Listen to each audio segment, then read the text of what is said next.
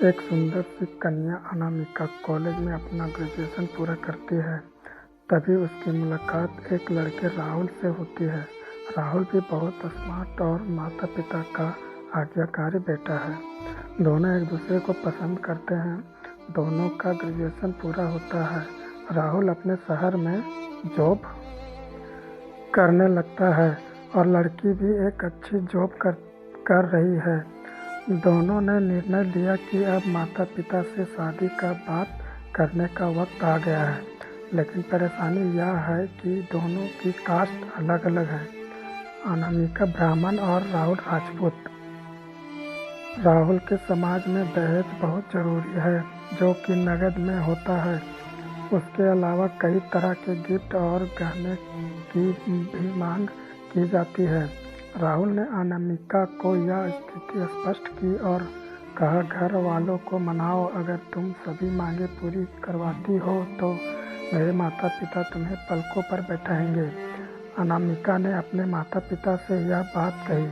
अनामिका के माता पिता को यह बात पसंद नहीं थी, पर अनामिका की जिद थी कि अगर मुझे दहेज देंगे तो मेरी इज्जत बढ़ेगी। अनामिका के माता पिता सक्षम भी थे। बिना मांगे भी अनामिका को बहुत कुछ दे सकते थे, पर उन्हें इस तरह दहेज की मांग करने वाले लोग पसंद नहीं आ रहे थे। लेकिन माता पिता अनामिका की खुशी चाहते थे। उन्हें यह डर था कि कहीं अनामिका बेटी ये ना सोचे कि वे अपनी बेटी को कुछ देना नहीं चाहते, इसलिए उन्होंने सभी शर्तें मानी। शादी में राहुल को कार, फ्लैट, फर्नीचर के साथ 50 लाख नकद दिए गए। साथ ही अनामिका को गहने भी दिए गए और सभी रिश्तेदारों को गिफ्ट और कपड़े भी दिए। शादी बहुत धूमधाम से की गई, कोई कमी नहीं छोड़ी गई। अनामिका को मन ही मन यह गुमान था कि कास्ट अलग होने के बावजूद माता पिता ने उसकी शादी ससुराल के हिसाब से की।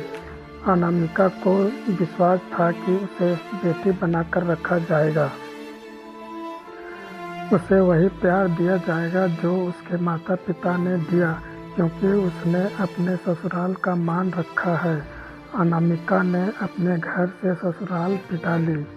ब्राह्मण कन्या राजपूत घर की बहू बनी।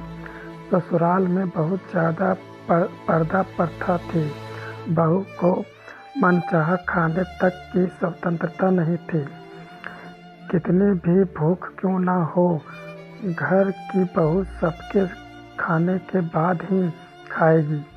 यहाँ तक कि उसे घर के पुरुषों के सामने बैठने तक की इजाज़त नहीं थी।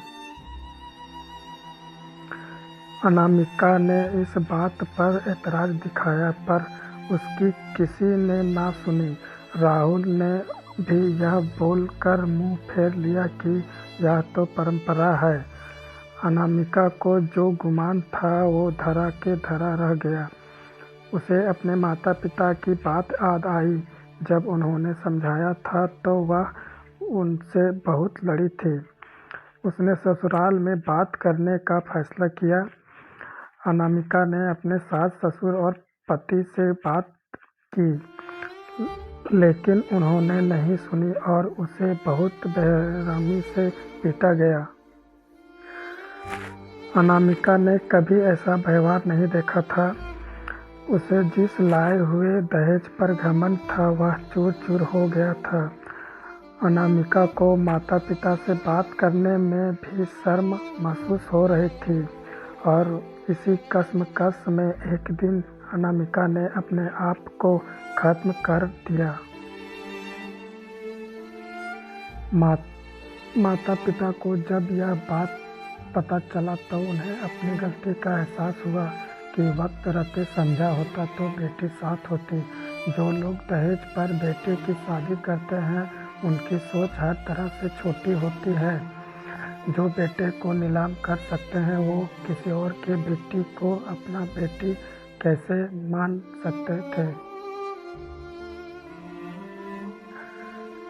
दहेज कभी खुशियों की चाबी नहीं बन सकता। यह बात सभी को समझनी होगी।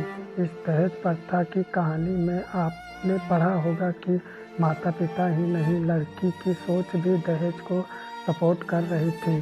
कई बार लड़कियों को दहेज का गुमान हो जाता है, पर जो लोग लोभी होते हैं वो कभी अच्छे नहीं हो सकते हैं। यह बात सबको समझने की ज़रूरत है। कहानियाँ जीवन में बहुत मायने रखती है।